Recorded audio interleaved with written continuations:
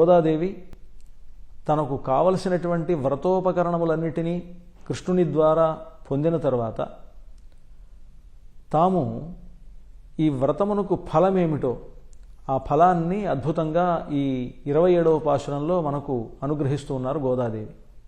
ఈ గోదాదేవి చెప్పేటువంటి ఈ పాశురంలో ఆవిడ చెప్పినటువంటి వ్రత ఫలంగా చెప్పేటువంటిది ఆవిడ ఏదైతే కృష్ణుడి దగ్గర నుంచి కోరుకుంటోందో ఆ కోరుకునేటువంటిది వేదాంతపరమైనటువంటి, ముఖ్యంగా పరమపదానికి వెళ్ళిన తర్వాత వైకుంఠంలో భగవంతునితోటి ఒక జీవాత్మ ఏ విధంగా మెలుగుతాడో అటువంటి పద్ధతిలోనే ఈ వర్ణనంతా కొనసాగుతున్నప్పటికీ మనకు ఈ లోకంలో వేటినైతే మనం కోరుకుంటుంటామో ఈ లోకంలో కోరుకునేటువంటి కోరికలు కూడా దీంట్లో కలిసి ఉన్నట్లుగా ఉండడం అనేటువంటిది ఈ పాశురంలో ఉండేటువంటి ఒక విశేషం. మనమంతా కూడా ఏమనుకుంటాం, మామూలుగా సుఖంగా ఉండాలి ఈ లోకంలో అనుకుంటాం. సుఖం అంటే ఏమిటి అంటే ఆహారానికి లోటు లేకుండా, వస్త్రానికి లోటు లేకుండా ఉండడం, ఉండేటువంటి చోటుకి లోటు లేకుండా ఉండడం, ఎంతవరకు మనం ఉంటామో ఉన్నంతకాలము మనకు సంబంధించినటువంటి వాళ్ళతో, మన బంధువులతో, మన మిత్రులతో, మన స్నేహితులతో హాయిగా కలిసి ఉండాలి, అంతా ఆనందంగా ఉండాలి, ఎక్కడ ఇబ్బందులు ఉండకూడదు, ఎక్కడ దుఃఖం అనేటువంటిది ఉండకూడదు అని మనంతా కోరుకుంటాం. ఇటువంటి కోరిక ఈ లోకంలో ఉండగా మనం కోరుకున్నా ఈ లోకంలో ఆ విధమైనటువంటి కోరిక తీరడం అనేటువంటిది కొన్ని సందర్భాల్లో ఉంటుంది, కొన్ని సందర్భాల్లో ఉండకుండా పోతుంది. కారణం ఏమిటంటే ఈ లోకమంతా కూడా ఒక పరిణామ రూపమైనటువంటిది కనుక ఈరోజు ఉండేటువంటిది రేపు ఉండదు, రేపు ఉండేటువంటిది ఎల్లుండి ఉండదు. ఇది ప్రవాహతో నిత్యంగా ఈ ప్రకృతి అంతా కూడా కొనసాగుతూ ఉంటుంది. ఇప్పుడు ఈరోజు గోదావరి నది గొప్పగా ప్రవహిస్తోంది అనుకునే లోపల మళ్ళీ కొంతకాలం కాగానే ఆ ప్రవహించినటువంటి నీరు సముద్రంలో కలిసిపోతే మళ్ళీ వర్షం వచ్చేంత వరకు ఆ ప్రాంతం అంతా కూడా ఎండిపోయి ఉంటుంది. ఎలాగైతే ఒక నది ఉంటుందో అదేవిధంగా మనకుండేటువంటి ఆస్తిపాస్తులు కావచ్చు, మనకుండేటువంటి ఐశ్వర్యం కావచ్చు, సంపదలు కావచ్చు, మన శరీరంలో ఉండేటువంటి శక్తియుక్తులు కావచ్చు, ఇవన్నీ కూడా మార్పు చెందుతూ ఉంటాయి. కనుక ఈ లోకంలో శాశ్వతంగా ఒక సుఖం అనేటువంటిది కనిపించదు. కానీ పరమపదంలో కూడా ఇటువంటి సుఖం ఉంటుంది. అట్లాంటి సుఖం పరమపదంలో ఉండేటువంటి సుఖాన్నే ఈ లోకంలో మనం కోరుకున్న అలాంటిది భగవత్ సంబంధం వల్ల మనకు నెరవేరుతుంది అనే విధంగా ఉండేటువంటి ఒక గొప్ప పాశురం ఇది. అద్భుతమైనటువంటి పాశురం. ఈ తిరుప్పావైలో ఈ పాశురాన్ని అధ్యయనం చేయడం వలన మనం చదువుకుంటే భగవంతుని యొక్క అనుగ్రహం కలిగి మనం కోరినటువంటి సంపదలన్నీ ఏర్పడతాయంటారు. ఆ పాశురం 27వ పాశురం ఇది. కూడారై వెల్లుంశీర్ కోవిందా உந்தன்னை பாடிப்பரகொண்டு யாம்பெரு சம்மானம் நாடு புகழும் பரிசினால் நன்னாக சூடகமே தோள்வளையே தோடே செவிப்பூவே பாடகமே என்னனைய பல்கலனும் யாமணிவோம் ஆடையுடுப்போம் அதன் பின்னே பால் சோறு மூடனை பெய்து முழங்கை வழிவார కూడియిరుందు కుళిర్ందేలో రెంబావాయి. ఓ కృష్ణ పరమాత్మ, మాకు కావలసినటువంటి ప్రయోజనం ఏంటో చెప్తామయ్యా. ఇంతవరకు మేము వ్రతం ఆచరించాం కదా, వ్రతం ఆచరిస్తూ ఉన్నాం కదా, ఈ వ్రతం ఆచరించడం వలన మాకు వచ్చేటువంటి ప్రయోజనం ఏమిటి అంటే కూడారై వెల్లుంశీర్ కోవింద. భగవంతుడు తనకు అనుకూలమైనటువంటి వాళ్లను తన వైపు తిప్పుకోవడం అనేటువంటిది గొప్ప విషయం కాదు.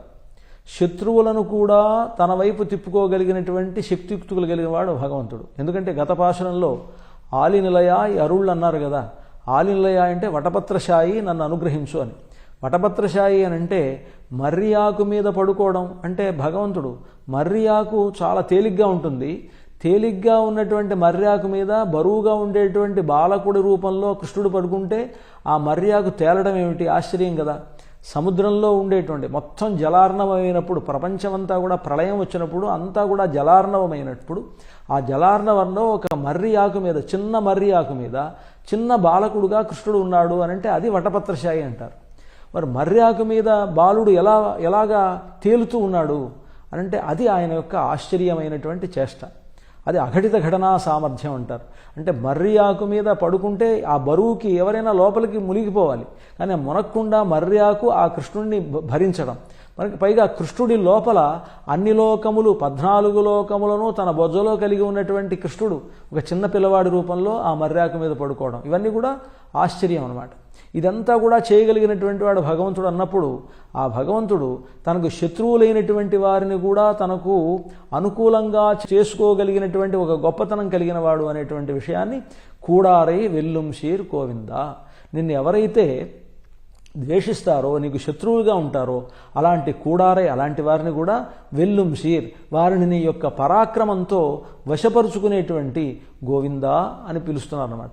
ఈ గోవింద అనేటువంటి శబ్దం వరుసగా మనకు 3 పాశురాల్లో మనకు కనిపిస్తుంది. గోవింద గోవింద గోవింద అంటూ 3 సార్లు చెప్తుంది. ఈ గోవింద అనేటువంటి శబ్దంట భగవంతుడికి గోవిందేతి యదాక్రందత్ కృష్ణామాన్ దూరవాసినం రుణం ప్రవృద్ధమివమే హృదయాన్నాపసర్పతి అని కృష్ణ పరమాత్మ నేరుగా చెప్తాడు. ఏమనంటే, నా హృదయంలో ద్రౌపది గోవింద అని పిలిచింది, ఆ పిలుపు అనేటువంటిది నా హృదయంలో ఒక రుణంలాగా పెరిగింది అంటాడు. అంటే అర్థం ఏమిటంటే, ఆయన గోవిందా అని పిలిస్తే నన్ను గోవిందా అని పిలిచినటువంటి వారికి ఎంత చేసినా తక్కువే అనుకునేటువంటి ఒక గొప్ప భావన కలిగిన వాడు భగవంతుడు. ఆ గోవింద శబ్దం అంటే భగవంతుడికి అంత ఇష్టంట. అందుకని నేను తిరుపతి తిరుమల ఇక్కడికి వెళ్ళినప్పుడు గోవింద గోవింద అని పిలవడంలో ఉద్దేశం, అందరూ ఏ స్వామి దగ్గర, రాముడి దగ్గరికి వచ్చినా గోవింద అంటాం, వెంకటేశ్వర స్వామి దగ్గరికి వెళ్ళినా గోవింద అంటాం. అంటే ఆ గోవింద అనేటువంటి నామంలో అంత గొప్ప శక్తి ఉంది అని అంటారు. ఎందుకంటే భగవంతుడే సాక్షాత్తుగా నేరుగా నన్ను గోవింద అని పిలిచినటువంటి వాళ్ళ పిలుపుకు నేను ఎంత చేసినా తక్కువే అవుతుంది అని ఆయన భావించాడు కనుక గోవింద కూడార వెల్లుంశీర్ గోవింద, అలాంటి ఒక్క గొప్పవాడైనటువంటి ఓ గోవింద, ఓ కృష్ణ గోవింద. ఉందన్నై పాడి పరహొండు యాంబెరు సమ్మానం. ఉంతన్నై నిన్ను పాడి, నిన్ను గానం చేసి, నీ యొక్క నామమును సంకీర్తనం చేసి పాడి పరహొండు, నీ దగ్గర మేము పురుషార్థమును పొంది యాం పెరుషమ్మానం, మేము పొందేటువంటి ఏ సన్మానమైతే ఉన్నదో, నీ ద్వారా మేము పొందేటువంటి ఏ మర్యాద ఉన్నదో దాన్ని నాడు పుహళం, లోకమంతా కూడా కీర్తించాలి. ఏదో నువ్వు రహస్యంగా అంతఃపురంలో ఎక్కడో మాకు సన్మానం చేయడం కాదు, నిండు పేరోలగంలో గొప్ప సభలో మమ్మల్ని నువ్వు గౌరవిస్తే నీవు మాకు చేసేటువంటి గౌరవాన్ని లోకమంతా కూడా కీర్తించే విధంగా ఉండాలి. యాం పెరుషమ్మానం నాడు పుహళం పరిశినాల్ నన్నాహ, లోకమంతా కూడా కీర్తించే విధంగా, నన్నాహ పరిశినాల్, నన్నాహ నాడు పుహళం, లోకమంతా కూడా కీర్తించే విధంగా నాడు పుహళం పరిశినాల్ నన్నాహ. షూడహమే తోళ్వళయే తోడే శవిప్పువే, నువ్వు వేటిని మాకు సన్మానం చేయాలి అంటే షూడహమే తోళ్వళయే తోడే శవిప్పువే. షూడహమే, చేతులకు గాజులు నువ్వు అలంకరించాలి, భుజకీర్తులు ధరింపజేయాలి, చెవులకి దుద్దుల్లాంటివి నువ్వు మాకు బహుకరించాలి. షూడహమే తోళ్వళయే తోడే శవిప్పువే, చెవులకు ధరించేటువంటి ఆభరణాలను మాకు ధరింపజేయాలి. తోడే శవిప్పువే పాడహమే ఎన్ననయ, అలాగే మాకు పాదాలకు ధరించేటువంటి కడియముల్లాంటివి కూడా పాడహమే, అటువంటివి వాటిని కూడా నువ్వే ధరింపజేయాలి. పాడహమే ఎన్ననయ పల్హలనం యామణివో, ఇలా చెప్పేటువంటి అనేకమైనటువంటి పల్హలనం, అనేకమైనటువంటి ఆభరణములను నీవు ధరింపజేస్తే మేము ధరిస్తాం. అంటే కృష్ణుడే స్వయంగా ఈ గోపికలకు వాటినన్నిటి కూడా ధరింపజేయాలి. గాజులు పెట్టాలి, భుజకీర్తులు పెట్టాలి, చెవులకు దుద్దులు పెట్టాలి, ఇవన్నీ కూడా కాళ్ళకి కడియాలు తొడగాలి, ఇవన్నీ కూడా భగవంతుడే చేయాలి. నిజంగా భగవంతుడు చేస్తాడా అంటే భగవంతుడు చేస్తే అందరూ చూడాలి. ఇది భక్తులు ఇక్కడ కోరుకునేది ఏంటంటే, ఇలా చేసేది ఎవరికి చేస్తాడు భగవంతుడు అంటే మామూలు సామాన్య భక్తులకి చేయటం కాదు, ఆయనకు భార్యలు అయిపోయే విధంగా. భార్య అయితే భార్యకు భర్త ఏ అలంకారమైనా చేయొచ్చు కనుక, భార్యకు భర్త గాజులు తొడగొచ్చు, భార్యకు భర్త చీర కూడా తొడగొచ్చు కదా, కనుక అలాంటి మర్యాద మాకు కావాలని కోరుకుంటున్నారు. గోదాదేవి ఈ వ్రతం చేయడంలో ఉద్దేశమే కృష్ణుని భర్తగా పొందడానికి గనక, నిన్ను భర్తగా పొంది మేము పొందేటువంటి మర్యాద ఏమిటి అని అంటే నువ్వు ఈ ఆభరణములన్నీ కూడా మాకు ధరింపజేయాలి. తోడే శవిప్పూవే పాడహమే ఎన్ననయ పల్హలనం యామణివోం ఆడ ఇడుప్పోం, ఆ తర్వాత పట్టు వస్త్రాన్ని మేము ధరిస్తాం నువ్వు ధరింపజేస్తే. ఆడ ఇడుప్పోం అదన్ పిన్నే పాల్షోరు, ఇలాగ వస్త్రములు ధరించిన తర్వాత అదన్ పిన్నే పాల్షోరు, ఆ తర్వాత మేము పాల అన్నమును తీసుకోవాలి. అదన్ పిన్నే పాల్షోరు మూడనైపేదు ముழங்கை వழிవార కూడిరుందు కుడిరుందు. ఆ పాలన్నం ఎలా ఉండాలంటే పాలతోనే తయారు చేసినటువంటి అన్నంలో బెల్లం వేసి తయారు చేసిన తర్వాత దాని మీద అంతా మూడనైపోయేది, పూర్తిగా ఆ పాలన్నం కూడా నేతిలో మునిగిపోయే విధంగా నెయ్యి పాలు అంటే పరమాన్నం అంటారు అన్నమాట. పరో మా యస్మాత్, దానికంటే గొప్ప పుష్టికరమైనటువంటి ఆహారం ఇంకోటి ఉండదు. అలాంటి గొప్ప పాలుషోరు అంటే పాలన్నం.